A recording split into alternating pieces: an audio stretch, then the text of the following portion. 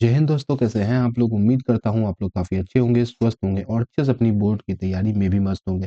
दोस्तों, पिछली कुछ कक्षाओं में हम लोग विज्ञान का इम्पोर्टेंट लघु उत्तरीय प्रश्न को कर रहे थे और उम्मीद करता हूँ कि आप लोग पिछली कक्षाओं को देख भी रखे होंगे। कुल मिलाकर के मैं आपको 100 इम्पोर्टेंट लघु उत्तरीय प्रश्न कराने वाला था, जिसमें 60 प्रश्न अपन कर चुके थे। आज हम लोग 20 क्वेश्चन और करेंगे, मतलब आज की कक्षा में आपका कुल मिलाकर के 80 क्वेश्चन विज्ञान का कंप्लीट हो जाएगा। उसके बाद एक क्लासेस आपके सब्जेक्टिव प्रश्न की विज्ञान की और आएगी, जिसमें अपन का जो है पूरा का पूरा 100 लघु उत्तरीय प्रश्न कंप्लीट हो जाएगा। मैं आपको बता देना चाहूँगा कि आज की जो ये कक्षा है बच्चों, चौथी कक्षा है हमारे साइंस के लघु उत्तरीय प्रश्न के सीरीज की चौथी कक्षा है, ठीक है? बात करेंगे सर जी इसका पीडीएफ वगैरह भी देते हो क्या? बिल्कुल बच्चों, मैं इसका पीडीएफ जो है आपको हमारे टेलीग्राम चैनल पे मिल जाएगा। नाम सर जी यहाँ आप लोग देख सकते हैं, अनुराग मैथ्स इंस्टीट्यूट है। क्यूआर कोड के ज़रिए भी आप लोग टेलीग्राम चैनल से जॉइन हो सकते हैं। इस टाइप का क्यूजेड साथ में आपको पीडीएफ और क्लास का नोटिफ़िकेशन भी आपको वहीं पर देखने के लिए मिल जाता है, ठीक है? तो टेलीग्राम चैनल से ज़रूर से जुड़ जाइएगा बच्चों। चलिए चलेंगे अपने प्रश्नों की तरफ। सर जी पहला प्रश्न आप लोग देख सकते हैं। प्रश्न आसान-आसान ही है और मैं आपको बता दूँ, आज जितना प्रश्न करेंगे उसमें से आपका मैक्सिमम जो है आपका विज्ञान का विज्ञान से तो होगा ही, साथ में विज्ञान में आपका फिजिक्स, केमिस्ट्री, बायोलॉजी में बायोलॉजी वाले सेक्शन से होगा, ठीक है? प्रश्न क्या है? पहला प्रश्न है सर जी कि उत्सर्जन क्या है? इसके 2 प्रमुख अंगों के नाम लिखें। देखिएगा जी, जैसा कि हमने बताया 60 कर चुके थे, 61 नंबर से देखिए, मानव के शरीर से अपशिष्ट पदार्थ को बाहर निकालने की प्रक्रिया को हम लोग उत्सर्जन कहते हैं। मानव हो या किसी भी जीव जंतु के शरीर से अवशिष्ट, सर जी अवशिष्ट क्या होता है? अवशिष्ट मतलब होता है कचरा पदार्थ जिसका शरीर में कोई यूज नहीं है, कचरा समझ लीजिए इसको। तो मानव के शरीर से ये जो कचरा पदार्थ होता है, अवशिष्ट पदार्थ होता है, इसको बाहर निकालने की प्रक्रिया को ही उत्सर्जन कहा जाता है। तो लिखा गया उपापचयी क्रियाओं के फलस्वरूप, मतलब दिन भर जो भी काम होता है शरीर का अंग का, उस सब काम करने के फलस्वरूप शरीर से अवशिष्ट मतलब होता है कचरा पदार्थ को बाहर निकालने की प्रक्रिया को हम लोग उत्सर्जन कहते हैं। अब देखिए आप लोग के शरीर से सर जी आँसू निकलता है, पसीना निकलता है, मल-मूत्र बाहर आता है। तो ये सब काम जो है, ये सब काम कौन करता है? तो जो अंग करता है उसी को हम लोग उत्सर्जी अंग बोलते हैं। जैसे वृक्क हो गया, किडनी हो गया और आपका त्वचा हो गया। त्वचा से पसीना बाहर आता है कि नहीं आता है? किडनी भी क्या करता है? खून को साफ करता है। खून में उसमें जो कचरा पदार्थ होता है उसको बाहर निकालता है, ठीक है? तो ये सब काम जो है उत्सर्जी अंग का होता है। उत्सर्जी अंग भी आपको समझ में आ गया होगा, उत्सर्जन क्या है ये भी समझ में आ गया होगा। चलिए अगला देखते हैं। अगला है पाड़ितंत्र में अपघटकों की क्या भूमिका है? अब सर जी अपघटक क्या होता है? तो सोचिएगा, समझिएगा थोड़ा-सा। जैसे देखिए मान लीजिए कि कोई गाय या कोई भैंस या कोई जीव-जंतु मरा पड़ा है। इसको अब क्या होगा सर जी, ये सड़ना शुरू होगा। सड़ेगा कि नहीं सड़ेगा? बिल्कुल सड़ेगा। इसको सड़ाने के लिए क्या चाहिए? जीवाणु, विषाणु चाहिए कि नहीं चाहिए? बिना जीवाणु का सड़ जाएगा क्या? बिना कीड़ा-मकोड़ा के सड़ जाएगा? नहीं सड़ेगा। ये जो जीवाणु, विषाणु है ना, यही आपका अपघटक कहलाता है। अरे सर जी गिद्ध जो होता है, गिद्ध खाएगा नहीं इसको तो ये खत्म होगा क्या? नहीं होगा। तो गिद्ध भी आपका क्या है? अपघटक है। अपघटक मतलब उसको परिवर्तित करने वाला। तो देखिए, पारितंत्र में अपघटक का महत्वपूर्ण भूमिका है। अब सोचिए यदि अपघटक को हम लोग गायब कर दें, पारितंत्र से ये जीवाणु को, गिद्ध को, ये सबको हटा दिया जाए, तो गाय सड़ पाएगी या जो जीव-जंतु मरा हुआ जीव सड़ेगा क्या? सर जी अब तो सड़ेगा ही नहीं सड़ेगा, क्योंकि इसको सड़ाने वाला चीज़ ही खत्म हो गया है। तो वो खत्म हो जाएगा तो नहीं सड़ेगा। अच्छा ऊपर से और सोचेंगे थोड़ा-सा। अब मान लीजिए पेड़-पौधा है, इसका पत्ता नीचे में गिरता है। अब आप ही बताइए, पत्ता सड़ता है तो उसमें कीड़ा वगैरह से ही तो सड़ता है, जीवाणु-विषाणु से ही तो सड़ता है। अब यदि इसको गायब ही कर देंगे तो ये पत्ता सड़ेगा ही नहीं। जब पत्ता सड़ेगा ही नहीं तो सर जी इसका ढेर लग जाएगा। अब केला खा के केला का छिलका फेंक देते हैं, केला का छिलका सड़ कर के खत्म होता है। अब आप ही सोचिए यदि वो सड़ेगा नहीं तो केला का छिलका वैसे का वैसे रह जाएगा। तो शरीर में मतलब धरती पर कितना ज़्यादा कचरा हो जाएगा सोचिए। आपको रहने के लिए जगह नहीं बचेगा। तो यही घटक का भूमिका है। अब घटक क्या करता है? इस सबको खत्म कर देता है, केला का छिलका हो, जीव-जंतु हो मरा हुआ, पेड़ से पत्ता गिरता हो, इस सब चीज़ों को अपघटित कर देता है, समाप्त कर उसको मिट्टी बना देता है। पारितंत्र में अपघटकों की महत्वपूर्ण भूमिका है। अगर पारितंत्र से अपघटक को हटा दिया जाए, तो मृत शरीर का और जीव का ढेर लग जाएगा, मतलब बहुत ज़्यादा हो जाएगा। सड़े हुए शरीर से मतलब वो जो शरीर होगा उससे तरह-तरह का रोग उत्पन्न होगा। मिट्टी में पोषक तत्वों की कमी हो जाएगी। अब बताइए यही पत्ता सड़ गल के पोषक तत्व बनता है कि नहीं बनता है? वही जो जीव मरता है सड़ गल के पोषक तो मतलब पोषण देता है कि मिट्टी को नहीं देता है? अभी खत्म हो जाएगा तो मिट्टी का पोषक तत्व का कमी हो जाएगा। इतना चीज़ लिख देंगे बहुत है जी, आराम से आपको 2 में 2 नंबर मिल जाएगा, ठीक है? चलिए, अगला प्रश्न देखेंगे, अगला है साबुन और अपमार्जक में अंतर। ये प्रश्न आपका इम्पोर्टेंट है, वैसे सारा ही इम्पोर्टेंट है, ये प्रश्न आप बहुत बार पूछा गया है बच्चों। अब देखिए साबुन मतलब तो सर जी साबुन सब घर में सबको देखते होंगे, अपमार्जक समझिए सर्फ़ को बोलते हैं। तो साबुन और सरफ में क्या अंतर है सर जी? साबुन कम झाग देगा, सरफ ज़्यादा झाग देता है। झाग मतलब फेन होता है, साबुन से कम फेन होता है और सरफ से ज़्यादा फेन होता है। अच्छा, साबुन जल में कम घुलता है और सरफ जल में अधिक घुल जाता है, ये भी अंतर है। साबुन जल में पानी में कम घुलेगा और सरफ ज़्यादा घुल जाएगा। ये 2 अंतर हो गया, यही लिखना था। अगला देखेंगे। अगला प्रश्न है आपका कि ब्लीचिंग पाउडर बनाने की विधि तथा उपयोग को लिखिए। अब देखिए ये प्रश्न आपका 2 नंबर में आता है, कभी-कभी 5 नंबर में भी आ जाता है। दोनों तरीके से सेम ही लिखना है, उतना घबराने वाला बात नहीं है। देखिए बनाने का विधि तो क्या होता है शुष्क शुष्क बुझे हुए चूने को 40 डिग्री सेल्सियस तक गर्म करके उसके ऊपर क्लोरीन गैस प्रवाहित करने से विरंजक चूर्ण अर्थात ब्लीचिंग पाउडर का निर्माण होता है। देखिए, शुष्क बुझा हुआ चूना, अब सर जी बुझा हुआ चूना कली चूना का सूत्र होता है CaO। अब बुझा हुआ चूना जब इसमें पानी मिला देते हैं, तो ये बुझा हुआ चूना हो गया। इसका सूत्र होता है CaOH और होल्ड ये हो गया आपका बुझा हुआ चूना। अब बात क्या है, इसको हम लोग करेंगे गर्म, नीचे आग लगाएँगे और इसको करेंगे गर्म। गर्म कितना डिग्री तक करना है सर जी? 40 डिग्री सेल्सियस ताप तक करना है। इतना ताप तक गर्म करके इस पर से अगर हम लोग chlorine gas Cl2 chlorine gas को प्रवाहित करेंगे, तो आपका विरंजक चूर्ण बनेगा। ठीक है? क्या समझ में आया कि सर जी शुष्क बुझे हुए चूने में मतलब इसका बुझा हुआ चूना का OH लगा दो 2 इसमें जब हम लोग क्लोरीन गैस प्रवाहित करेंगे, तब आपका विरंजक चूर्ण का निर्माण होगा। इसका सूत्र CaOCl2 होता है। इसी को हम लोग ब्लीचिंग पाउडर भी बोलते हैं। अब इसका उपयोग भी बोला है लिखने के लिए, देखिए उपयोग बोला है। उपयोग सर जी इसका उपयोग क्लोरोफॉर्म बनाने में होता है और साथ में कीटाणुनाशक के रूप में भी होता है। आप लोग देखे होंगे नाली वगैरह में ब्लीचिंग पाउडर छीटा जाता है ताकि वहाँ कीड़ा नहीं पनप सके और क्लोरोफॉर्म बनाने में जिसको सूंघा करके बेहोश करता है, उसको भी बनाने में जो है इसका उपयोग ब्लीचिंग पाउडर का उपयोग होता है। ठीक है? ये हो गया आपका ब्लीचिंग पाउडर। अगला देखेंगे। अगला है जी कि जाइलम फ्लोएम में 2 अंतर लिखना है सर जी, तो जाइलम और फ्लोएम ले लो, लिख दो जाइलम फ्लोएम में निम्नलिखित अंतर है, इसी तरह से आपको टेबल बना के लिख देना है। सर जी फ्लोएम देखिए, आप समझिएगा पेड़ में क्या होता है सर जी, पेड़ का यहाँ पत्ता में प्रकाश संश्लेषण का क्रिया होता है कि नहीं होता है?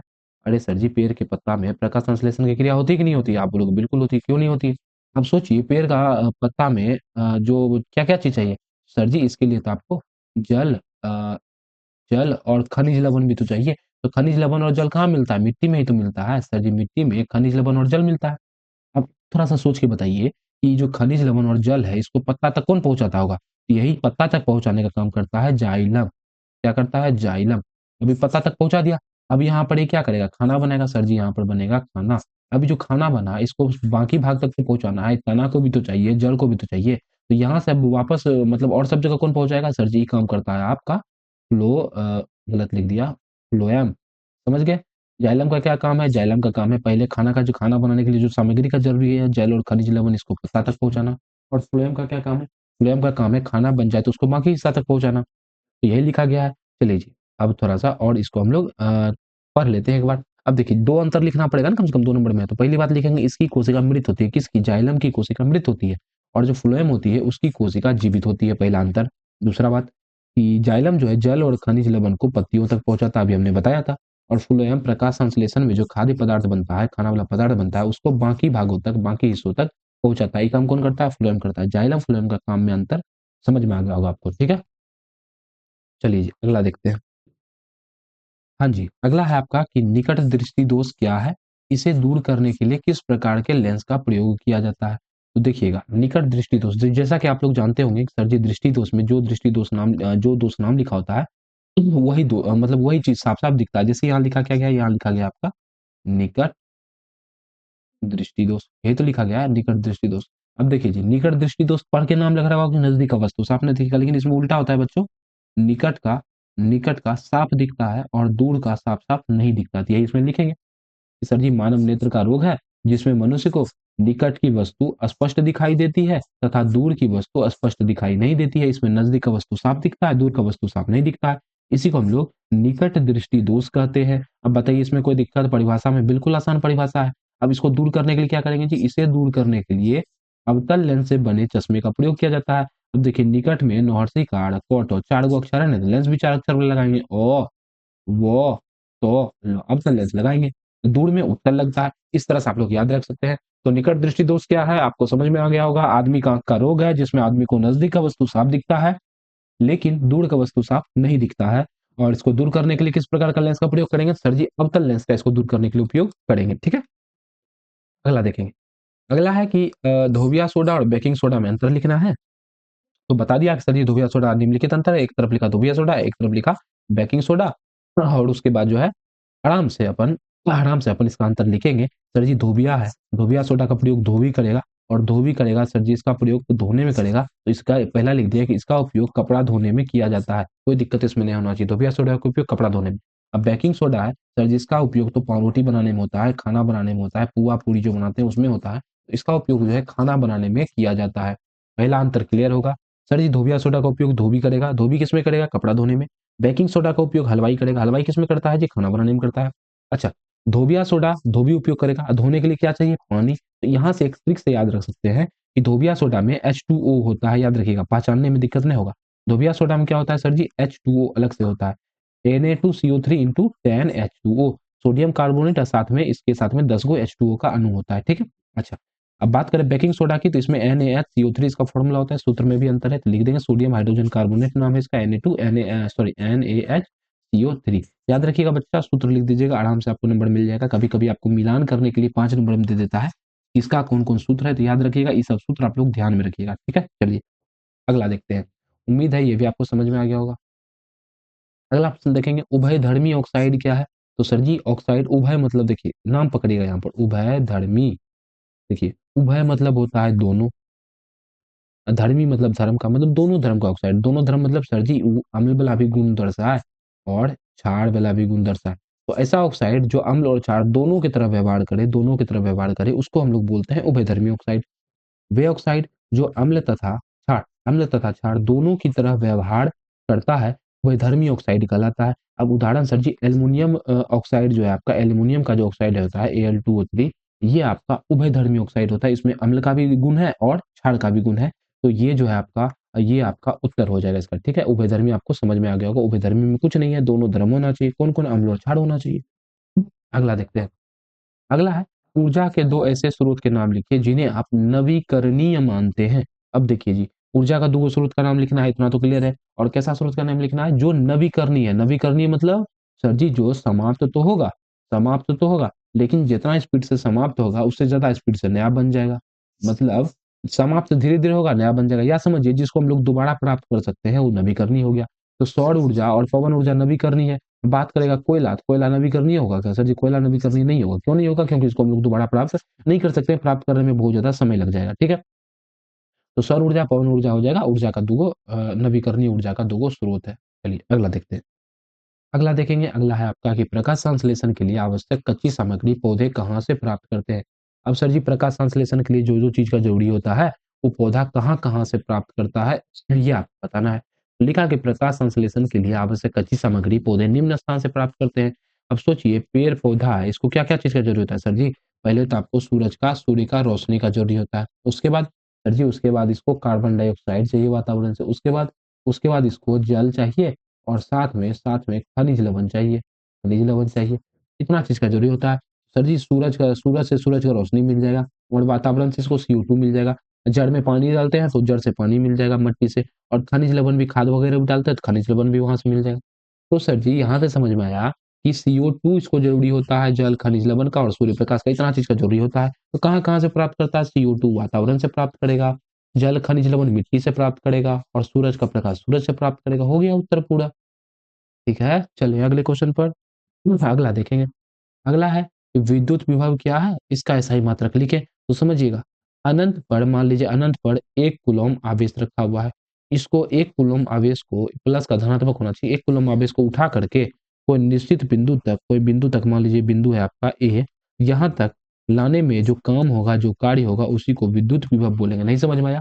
1 कूलम्ब आवेश को अनंत से किसी बिंदु तक लाने में जो काम किया जाता है, अब आप ही सोचिए यहाँ पर आप खड़े हैं, आपको बोला कि सर जी यहाँ से एक चीज़ को उठाओ, यहाँ यहाँ यहाँ ला जाकर के रख दो। आपने क्या चीज़ उठाया, 1 किलो मुआविस उठाया और यहाँ से यहाँ तक लाया। अब आपको पैसा क्या चीज़ का मिलेगा? ये काम को करने का ही तो पैसा मिलेगा। तो यही काम को करने का जो पैसा मिला वही समझिए विभव है। तो यही काम जो है यही विभव होता है। 1 कूलम्ब आवेश को अनंत से किसी बिंदु तक लाने में किया गया कार्य ही विद्युत विभव कहलाता है। एसआई मात्रक सर जी विभव का एसआई मात्रक वही होता है जो विभवांतर का होता है, मतलब वोल्ट होता है, ठीक है? और बात करें इसका फ़ॉर्मूला तो देखिएगा, फ़ॉर्मूला होता है V बराबर W बटे का Q। समझ गए? जहाँ ये W जो है W आपका कार्य है और ये जो क्यू जो है, क्यू आपका आवेश है। याद रखिएगा बच्चा, काफ़ी ज़्यादा इम्पोर्टेंट है, ठीक है? समझ में आ जाएगा आपको।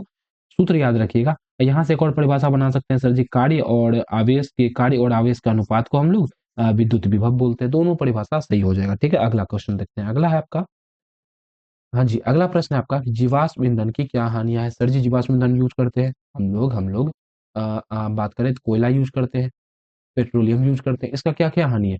पहली बात तो सर जी, कोयला जो है आपका जल्दी समाप्त हो जाएगा। उसके बाद ये जो है आपका अनवीकरणीय संसाधन है। ये आपका प्रदूषण ज़्यादा फैलाता है कि नहीं? और इसको मतलब प्राप्त करने में भी काफ़ी ज़्यादा कठिनाई होती है। खान-वान से कितना काम करना पड़ता है तभी जाकर के निकलता है। ये भी ढेरी प्रकार का होता है, कुछ बढ़िया मिलेगा, कुछ खराब मिलेगा, महँगा भी मिलेगा। तो जीवाश्म ईंधन की निम्नलिखित हानियाँ लिखें। पहली बात तो ये अधिक प्रदूषण फैलाता है, बिल्कुल प्रदूषण फैलाता है। और नवीकरणीय संसाधन है, जी हाँ, एक बार समाप्त हो जाएगा तो फिर दोबारा बनने में बहुत साल लग जाएगा। और इसको प्राप्त करने में काफ़ी ज़्यादा कठिनाई होती है, मुसीबत भी होती है। तो 3 हम लोग दे दिए, जीवाश्म ईंधन कहानी लिखना था तो। अगला देखेंगे, अगला है अम्ल को तनुकृत करते समय अम्ल को जल में मिलाना चाहिए, ना कि जल को अम्ल में। बोला जा रहा है कि जब हम लोग मतलब अम्ल का पावर को कम करते हैं, अम्ल को तनु करते हैं, तब उस समय हम लोगों को अम्ल को जल में मिलाना चाहिए। मतलब ये जो एसिड होता है, इसको हम लोगों को वाटर में मिलाना चाहिए, ठीक है? ना कि उल्टा करना चाहिए पानी को एसिड में। अब देखिए, अब समझिएगा, इसको मैं एक उदाहरण देके समझाता हूँ। आप एक बात बताइए, एक कढ़ाई है, कढ़ाई में आपने तेल गरम कर रखा है। अब हुआ होता क्या है? अरे भैया, कढ़ाई कहाँ चल गया? लो, एक कढ़ाई है, इसमें तेल है, तेल कैसा है? गरम है, ठीक है? याद रखिएगा, तेल कैसा है? गरम है। अब होता क्या है कि इसमें एक आदमी आता है, इसमें डाल देता है जल, पानी डाल देता है। अब क्या होगा? और आदमी यहाँ पर ऐसे करके खड़ा है। अब क्या होगा बताओ? जैसे पानी डालेगा, सर जी बहुत ज़्यादा गर्मी हो जाएगा इसमें और ये उड़-उड़ के पड़ना शुरू हो जाएगा आदमी को। होगा कि नहीं होगा? यही ना होगा? आदमी जल जाएगा। लेकिन यदि उल्टा काम करें, इतना ही आपका जल रखा हुआ है और इसमें अगर हम लोग इसमें जल को पूरा खदका दिए, खौला दिए और इसमें अगर हम लोग जाके तेल डाल दें, तो क्या ऐसा कुछ होगा? नहीं होगा। सेम चीज़ यहाँ होता है। जब हम लोग अम्ल में जल को डालते हैं, तो अम्ल से जो है मतलब छिलकने लगता है इधर-उधर, उड़ने लगता है और शरीर पे लग जाता है। उड़ने मतलब पंछी, चिड़िया बन के नहीं उड़ने लगता है। उसमें जो तेल से मतलब छींटा पड़ने लगता है बाहर। और जब उल्टा काम करते हैं, जल में अम्ल को डालते हैं, तो सर जी ऐसा कुछ नहीं होता है। तो यही लिखेंगे, अम्ल को जल में मिलाने पर ऊष्मा धीरे-धीरे मुक्त होती है, जिससे छींटे नहीं पड़ते। मेन यहाँ है, जिससे छींटे नहीं पड़ते हैं। लेकिन जब जल को अम्ल में मिलाते हैं, तो अचानक ऊष्मा उत्पन्न हो जाती है, बहुत ज़्यादा ऊष्मा उत्पन्न हो जाता है, जिससे अ, अम्ल के छींटे पड़ सकते हैं और गंभीर चोट भी लग सकती है। इसीलिए सुरक्षा के लिए हमेशा अम्ल को हम लोगों को जल में मिलाना चाहिए। याद रखिएगा, कांसेप्ट पूरा दिमाग में छपा हुआ होना चाहिए, ठीक है? चलिए, अगला देखते हैं। अगला है, अपमार्जक क्या है? उदाहरण दें। तो सर जी, अपमार्जक हमने बताया था कि अपमार्जक हम लोग अ, सर्व को बोलते हैं, तो उसी को देखेंगे। देखिए जी, अपमार्जक ऐसे रासायनिक यौगिक हैं जो कपड़े, बर्तन और अन्य सतहों से गंदगी और तेल को हटाने में मदद करते हैं। अब आप ही बताइए, अपमार्जक मतलब सर्फ समझ लीजिए। सर्फ का यूज़ कब करते हैं सर जी? जब हमको गंदगी साफ करना हो या आपका कपड़ा के ऊपर में तेल वगैरह जो लगे उसको साफ करना हो, तभी तो यूज़ करते हैं। तो ये लिखा है, रासायनिक पदार्थ भी है। तो अपमार्जक एक रासायनिक यौगिक है जो कपड़ा, बर्तन और अन्य सतहों से गंदगी और तेल को हटाने में मदद करता है। उदाहरण दे दिए, 1-2 उदाहरण भी देने बोला था। डिटर्जेंट पाउडर हो गया, आपका लिक्विड क्लीनर भी आता है, तो ये दोनों दोनों उदाहरण दे देंगे, हो गया बात खत्म। अगला है कि परपोषण क्या है? तो देखिए जी, परपोषण सर जी, जब एक जीव दूसरे जीव के ऊपर में भोजन के लिए निर्भर होने लगता है, उसके शरीर से भोजन प्राप्त करता है, तो उसको हम लोग परजीवी बोलते हैं। जैसे देखिए, जैसे आपका हो गया शेर। अब आप ही बताइए, शेर जो है खाना खाने के लिए हिरन पे निर्भर है कि नहीं है? हिरन मिलेगा तो खाना खाएगा, तो हिरन जब नहीं मिलेगा तो खाना नहीं खाएगा। तो शेर क्या है? परजीवी। अब मच्छर देख लीजिए, मच्छर जिंदा रहने के लिए खून चाहिए कि नहीं चाहिए? खून कहाँ से मिलेगा इसको? आदमी से, जानवर से, पशु से, यही सब से तो मिलेगा। ये दूसरे जीव पे निर्भर है कि नहीं है? बिल्कुल है। ये आपका परजीवी हो गया, समझ में आ गया? तो ये लिखा है, परपोषण वह प्रक्रिया है, परपोषण वह प्रक्रिया जिसमें एक जीव दूसरे जीव से भोजन प्राप्त करता है। अब परपोषण देखिए, आपसे पूछा था परपोषण, परपोषी जीव ने पूछा था, परपोषण पूछा था। परपोषण एक प्रक्रिया है, याद रखिएगा, ठीक है? जिसमें एक जीव दूसरे जीव से भोजन प्राप्त करता है और उसी पर निर्भर होता है, इसी पर निर्भर है। अब शेर इसी पर निर्भर है। इसमें परपोषी जीव अपने पोषक जीव को हानि पहुंचाता है। देखिए, जैसे मच्छर खून चूस रहा है, तो ये हो गया परपोषी जीव, इसको बोलेंगे परपोषी जीव, ठीक है? और जिससे खून चूस रहा है उसको बोलेंगे पोषक जीव, पोषक जीव। तो ई जो है इसको हानि पहुँचा रहा है कि नहीं पहुँचा रहा है? खून चूस रहा है तो भैया हानि नहीं पहुँचा रहा है, उदाहरण हम लिख देंगे मच्छर खून चूसता है, हो गया बात खत्म। चलिए अगला देखते हैं। अगला है कि दीर्घ-रोम क्या है? इसका कार्य लिखें। तो समझिएगा दीर्घ-रोम जो है आप छोटी आँत जो होती है भैया पाइप जैसी जो होती है, इसमें चार उसका जो दीवाल होता है ये उँगलीनुमा होता है जो आप लोग देख सकते हैं। इसी को हम लोग दीर्घ-रोम बोलते हैं। ये क्या करता है? एक खाना का भोजन का अवशोषण करता है। क्या करता है? अवशोषण करता है। उसमें जो भी इम्पोर्टेंट चीज़ होता है, पावर ऊर्जा का चीज़ होता है, स्रोत होता है, खनिज होता है, उसको अवशोषित करता है। तो दीर्घ-रोम छोटी आँत की आंतरिक भित्ति मतलब छोटी आँत के अंदरूनी भाग पर स्थित उँगलीनुमा उभाड़ है, देख सकते हैं उँगली टाइप का दिख रहा होगा, जो पचे हुए भोजन का अवशोषण में सहायक होता है। पचा हुआ भोजन को अवशोषित करता है, उससे जो विटामिन सब उसको अवशोषण करता है उसका। यह पचे हुए भोजन से पोषक तत्वों का अवशोषण करती है, जिससे शरीर में आवश्यक ऊर्जा और पोषक तत्व मिलता है। कार्य भी लिखना है तो कार्य लिखें। काम क्या है इसका? पोषक तत्वों का अवशोषण करना, जिससे शरीर को ऊर्जा मिलता है, बात खत्म है। चलिए। अगला देखेंगे, अगला है हमारे आमाशय में अम्ल की क्या भूमिका है? सर जी आमाशय में अम्ल का महत्वपूर्ण भूमिका है। सोचिए, अगर अम्ल नहीं होगा तो भोजन नहीं पचेगा, अम्ल नहीं होगा तो पेट में जो कीटाणु होता है वो मरेगा नहीं, पीएच स्तर बरकरार नहीं रहेगा मतलब आपको एसिडिटी होते रहेगा। हाँ, ठीक है? और खनिज का अवशोषण नहीं होगा मतलब आपको ताकत भी नहीं मिलेगा। तो इतना चीज़ करता है अम्ल। अम्ल क्या करता है? भोजन का पाचन करता है, जीवाणु का नाश करता है, कीटाणु का। पीएच स्तर बनाए रखता है, खनिज का अवशोषण करता है। लिख देंगे अम्ल का निम्नलिखित कार्य भूमिका बताना है, क्या ज़रूरी है, क्या काम करता है अम्ल? लिखिए इम्पोर्टेंट भूमिका है और अमाशय में अम्ल के निम्नलिखित कार्य है, लिख दिए भोजन का पचाना, जीवाणु नाश करना, पीएच स्तर बरकरार रखना, खनिज का अवशोषण करना, हो गया बात खत्म, इतना चीज़ आपको लिखना ही होगा। तो चलिए अगला देखते हैं। अगला है रक्त क्या है? तो याद रखिएगा सर जी रक्त जो है आपका एक उत्तक है, कैसा उत्तक है? तो रक्त आपका तरल संयोजी उत्तक है, कैसा उत्तक है? तरल तरल संयोजी उत्तक है, ऑब्जेक्टिव में भी पूछ देता है, जो शरीर के विभिन्न अंगों में पोषक तत्व, ऑक्सीजन, हार्मोन और अपशिष्ट पदार्थों को ले जाने का कार्य करता है। अब देखिए रक्त का काम क्या है? अब आप जो खाना खाते हैं, वो पेट में पचता है, उससे जो विटामिन, प्रोटीन सब जो मिलता है, वो आप कहाँ कैसे जाता है शरीर के विभिन्न हिस्सा तक? हाँ? विटामिन में जो भी जहाँ का ज़रूरी होता है, जिस चीज़ को जहाँ ज़रूरी होता है, वो चीज़ वहाँ कैसे पहुँचता है? तो वो काम कौन करता है सर जी? वो काम रक्त ही तो करता है, खून ही करता है। यही लिखा गया जो शरीर के विभिन्न अंगों में पोषक तत्व, ऑक्सीजन, हार्मोन इन सबको पहुँचाने का काम करता है। यह शरीर के तापमान को भी नियंत्रित करता है। अब सोचिए जिसका रक्त गति करना बंद कर देता है, रक्त गति करना किसका बंद करेगा? जो आदमी मर जाएगा। जो आदमी मर जाता है उसका तापमान कैसा हो जाता है? शरीर ठंडा हो जाता है कि नहीं होता? तापमान का नियंत्रण कौन कर रहा है? आपका रक्त ही तो कर रहा है। रोगों से बचाव भी करता है। ठीक है? तो ऑप्शन कहता हूँ मैं मतलब ये हो जाएगा इसका उत्तर। अगला देखिए, अगला है हार्मोन की परिभाषा दें। अब देखिए जी हार्मोन क्या होता है? तो शरीर के विभिन्न अंगों द्वारा उत्पादित रासायनिक पदार्थ होता है। हार्मोन क्या होता है? शरीर के विभिन्न अंगों द्वारा उत्पादित रासायनिक पदार्थ होता है, केमिकल वाला पदार्थ होता है, जो रक्त के माध्यम से शरीर के विभिन्न हिस्सों में संदेश भेजता है।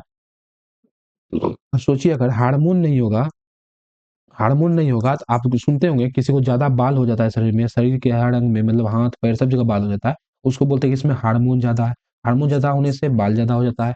अब हार्मोन नहीं होगा तो आपका पैर में चोट लगेगा तो आपका माथा आपको पता नहीं चलेगा। समझ गए? तो ये सब काम कौन करता है? हार्मोन करता है। तो यही लिखा हुआ है कि जो रक्त के माध्यम से शरीर के विभिन्न हिस्सों में संदेश भेजता है। ये शरीर को विभिन्न प्रक्रिया जैसे वृद्धि हो गया, आपका विकास हो गया इत्यादि को नियंत्रित करता है। अब जिसमें जैसा हार्मोन होगा कोई किसी कोई आदमी को देखते होंगे खूब ज़्यादा लंबा हो जाता है, कोई आदमी मोटा हो जाता है। को आदमी नट्टा हो जाता है, तो ये सब हार्मोन की वजह से होता है और यही जो है शरीर का वृद्धि हो गया, विकास हो गया, कुपोषण होगा उसको या हष्ट स्वस्थ होगा, सब चीज़ को तय करता है हार्मोन ही तय करता है। लास्ट प्रश्न है आपका आज का कि परागन क्या है और पर-परागन की परिभाषा दें। तो देखिए होता क्या है कि परागन जो है जनन की एक प्रक्रिया है, किसमें होता है? फूल में होता है।